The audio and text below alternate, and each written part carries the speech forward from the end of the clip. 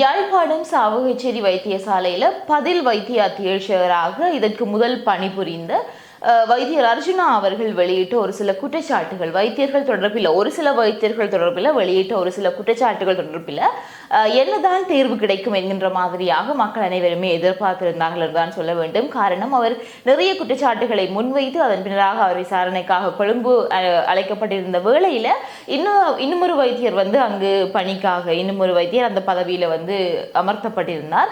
அதன் பின்னராக அவர் வருகை தந்திருந்தார். குறிப்பிட்ட அந்த பதவியிலிருந்து தன்னை இன்னும் விலக்கவில்லை, நான் விடுமுறையில் தான் இருந்தேன் அப்படின்னு சொல்லி அவர் மீண்டுமாக யாழ்ப்பாணம் வருகை தந்து வைத்தியசாலைக்கு சென்றது. அதன் பின்னராக அவரே பணிபுரியட்டுக்கும் என்று சொல்லி போட்டு அந்த இடத்துல இருந்து அவர் சென்றது. ஆனால் தற்பொழுதும் அதே வைத்தியசாலையினுடைய விடுதியில அவர் தங்கியிருக்கிறது போன்ற விடயங்கள் அனைத்துமே நீங்கள் அறிந்திருப்பீர்கள்.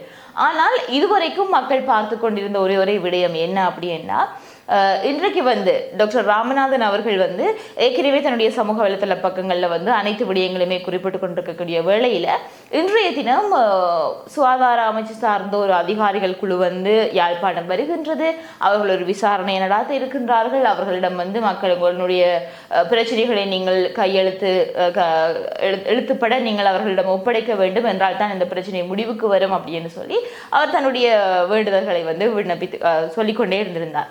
இந்த சமயத்தில் நிச்சயமாக ஒரு என்னென்னு சொல்வது விசாரணை குழு வருகின்றது. இந்த பிரச்சனைகள் பற்றி ஒரு நியாயமான விசாரணை இருக்கும், பிரச்சனைகளுக்கான முடிவுகள் கிடைக்கப்பெறும் அப்படின்னு சொல்லி எதிர்பார்த்த வேளையில் அதிகாரிகள் குழுவும் வந்திருக்கின்றார்கள். அதே சமயம் இன்றைய தினம் வந்திருக்கின்றார்கள். அதே சமயம் கூட்டமும் நடந்திருக்கின்றது. ஆனால் விசாரணை நடந்திருக்கின்றதா, இந்த பிரச்சனைகளுக்கு தீர்வு பெற்றிருக்கின்றதா என்று கேட்டால் இந்த காணொலியில் அதுக்கான பதில்களை பார்க்கலாம். அதே சமயம் தற்பொழுது டாக்டர் அர்ஜுனா ராமநாதன் அவர்களுடைய நிலை என்ன, இந்த பந்த குழுவினர் என்ன செய்தார்கள், அதன் நிமித்தமாக டாக்டர் அர்ஜுனா அவர்களுக்கு தற்பொழுது இருக்கக்கூடிய பொறுப்பு என்ன, அவர்களுடைய நிலை என்ன என்கின்ற முழுமையான விவரங்களை இந்த காணொலியிலே பார்க்கலாம். வணக்கம், நான் உங்கள் சங்கவி.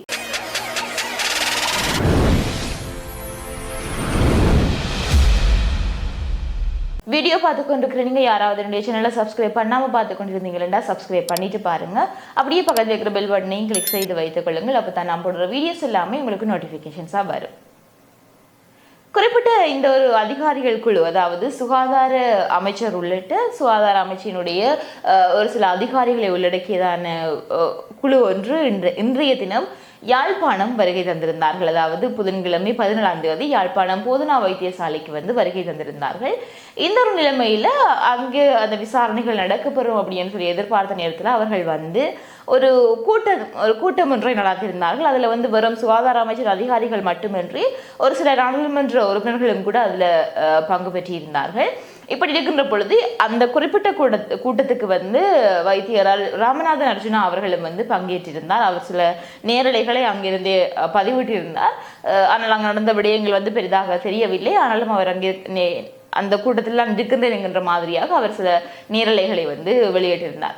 இப்படி இருக்கின்ற பொழுது அந்த கூட்டத்தில் எந்த ஒரு விடயங்களுமே விசாரிக்கப்படவில்லை. குறிப்பாக சொல்ல போனால் அந்த கூட்டம் முடிவடைந்ததன் பின் அங்கிருந்த ஒரு நபர் காணொலி பதிவு செய்த வட்டமாக சென்று இது எதற்காக இந்த கூட்டம், மக்களினுடைய பிரச்சனைகளை அந்த அவர் சொன்ன குற்றச்சாட்டுகளை விசாரிக்கிறதுக்கு இல்லையா என்று சொல்லி ஒரு சில கேள்விகளை அவர் அங்கே கேட்டிருப்பார்.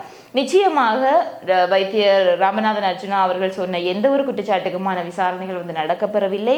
அதை விசாரிக்கப்படும் என்கின்ற மாதிரியான உத்தரவாதங்களும் எங்கும் கொடுக்கப்படவில்லை. ஆக மொத்தத்தில் அந்த கூட்டம் முடிவடைந்ததன் பின்னராக சுகாதார அமைச்சர் அவர்கள் ஊடகத்திற்கு கொடுத்த பிரத்யேக பேட்டியில சொல்லியிருப்பது என்ன அப்படின்னு பார்த்தீங்கன்னா, யாழ்ப்பாணம் சாவகச்சேரி வைத்தியசாலையினுடைய வைத்திய அத்தியட்சகராக தற்பொழுது யார் பணிபுரிந்து கொண்டிருக்கின்றாரோ, அதாவது வைத்தியர் கோபாலமூர்த்தி ரஜீவ் அவர்கள்தான் தொடர்ந்தும் இனி வருகின்ற காலங்களிலும் அந்த வைத்தியசாலையில் வைத்திய அத்தியட்சகராக பணிபுரிவார், பதில் வைத்திய அத்தியட்சகராக பணிபுரிவார் அப்படின்னு சொல்லி அவர் திட்ட தெளிவாக சொல்லியிருக்கிறார். அதாவது இதுவரைக்கும் டாக்டர் அர்ஜுனா அவர்கள் என்னதான் நான் தான் அந்த ஹாஸ்பிட்டலுக்கு வைத்திய அத்தியட்சகர் அப்படின்னு சொல்லி சட்டப்படி அப்படின்னு சொல்லி நிறைய நேரலைகள் நிறைய அவர்களுடைய பேட்டிகளின் கூட பார்த்தீங்கன்னு சொன்னால் அந்த குறிப்பிட்ட விடயத்தை சொல்லியிருப்பார். நான் தான் இதுவரைக்கும் சட்டப்படியான வைத்திய அத்தியட்சகர் அப்படின்னு சொல்லி. ஆனால் சுகாதார அமைச்சரே இன்றைக்கு வந்து இனிமேல் டாக்டர் ரஜீவ் அவர்கள் தான்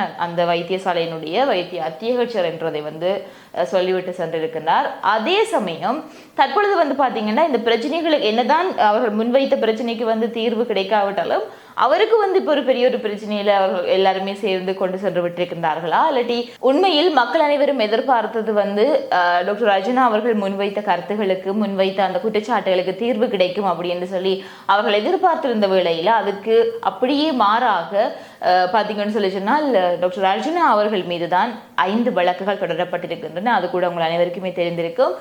குறிப்பிட்ட வழக்கு தொடர்பாக அவரும் கூட நீதிமன்றத்திலே முன்னிலையாக இருந்தார். அங்கு வந்து அவர் சார்பாக எந்த ஒரு சட்டத்தரணிகளுமே முன்னிலையாகாமல் இருந்தார்கள் குறிப்பிட்ட தினத்தில் வந்து.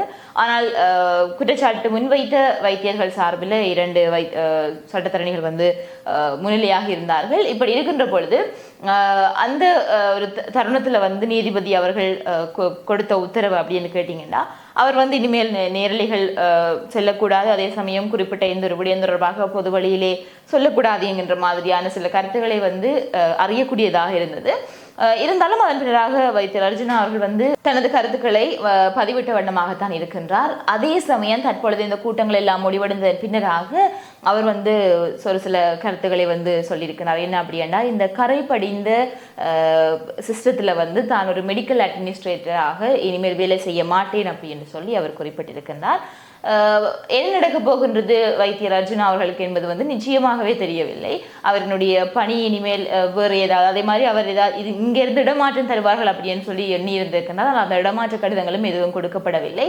ஆகவே அவருக்கான முடிவு என்ன என்றது வந்து அவருக்கே தெரியாத ஒரு விடயமாகத்தான் இருக்கின்றது. அதே சமயம் நீதிமன்றத்தில் கொடுத்த உத்தரவின் பேரில் அவர் வந்து அங்கு எந்த ஒரு இடையூறுகளையும் மேற்கொள்ள முடியாது. சாவகச்சேரி வைத்தியசாலைக்குள்ளே உள்நுழைய முடியாது, அங்கு எந்த ஒரு இடையூறுகளையுமே மேற்கொள்ள முடியாது. ஆனால் குறிப்பிட்ட அந்த வைத்தியசாலையினுடைய விடுதி அறையில் வந்து அவர் தங்கி இருக்கலாம் என்று சொல்லி நீதிபதி அவர்கள் உத்தரவு பிறப்பித்தது பின்னராகவும் கூட இந்த GMO என்கின்ற அமைப்பினர் வந்து பார்த்தீங்கன்னு சொல்லி சொன்னால் வைத்தியர்கள் அமைப்பினர் வந்து பார்த்தீங்கன்னு சொல்லினால் அவர்கள் அங்கிருந்து அவர் வெளியேறாவிட்டால் நாங்கள் பணிப்புறக்கணிப்பு செய்வோம் என்கின்ற மாதிரியாக ஒரு கடிதம் ஒன்றை வெளியிட்டிருக்கிறதாக வைத்தியர் அர்ஜுனா அவர்களே தன்னுடைய சமூக வலைத்தள பக்கத்தில் வந்து தெரிவித்திருக்கிறார். ஆகவே எனது கடுத்தாலுமே இவர்கள் என்ன பணிப்புறக்கணிப்பு தான் செய்வார்களா, அதனால் மக்கள் தானே பாதிக்கப்பட போகின்றார்கள் என்று சொல்லி மக்கள் இது தொடர்பான விமர்சனங்களையும் முன்வைத்துக் கொண்டு வருகின்றார்கள். ஆகவே பார்க்கலாம், டாக்டர் அர்ஜுனா எனப்படுகின்ற ஒரு தனிநபர் தன்னுடைய பிரச்சனைகள் என்றதை விட பொதுமக்களினுடைய மனங்களிலே இத்தனை காலங்களும் என்னென்ன பிரச்சனை எனக்கு நடந்திருக்கின்றது என்று சொல்ல முடியாமல் இருந்த பிரச்சனைகளை ஒரு நபர் வந்து வெளிக்கொணர்ந்தார். அந்த சமயத்தில் வந்து இது எனக்கு நடந்தது என்று சொல்லி ஒவ்வொரு மக்களும் தங்களுக்குள்ளே தாங்கள் நினைத்து அனைத்தையுமே அவர் சொல்லிவிட்டார் என்று சொல்லி அவர்களினுடைய ஆதரவை அந்த வைத்தியருக்கு வழங்கி கொண்டிருந்தார்கள். ஆனால் இன்றைக்கு வந்து எதுவுமே கைகூடாத நிலைமையில ஒரு முடிவுக்கு வந்திருக்கிறது தான் சொல்ல வேண்டும். எதுவுமே சரிவராத நிலைமையில ஒரு முடிவுக்கு வந்திருக்கின்றது. ஆகவே இது இனிமேலும் ஏதாவது மாற்றங்கள் வருமானதை பொறுத்திருந்து பார்க்கலாம். இது தொடர்பான உங்களுடைய கருத்துக்கள் என்னன்றதை நீங்க கருத்து பகிர்வில் பகிர்ந்து கொள்ளுங்கள். இதே மாதிரியாக இன்னும் ஒரு காணொலியில நான் உங்களை சந்திக்கிறேன்.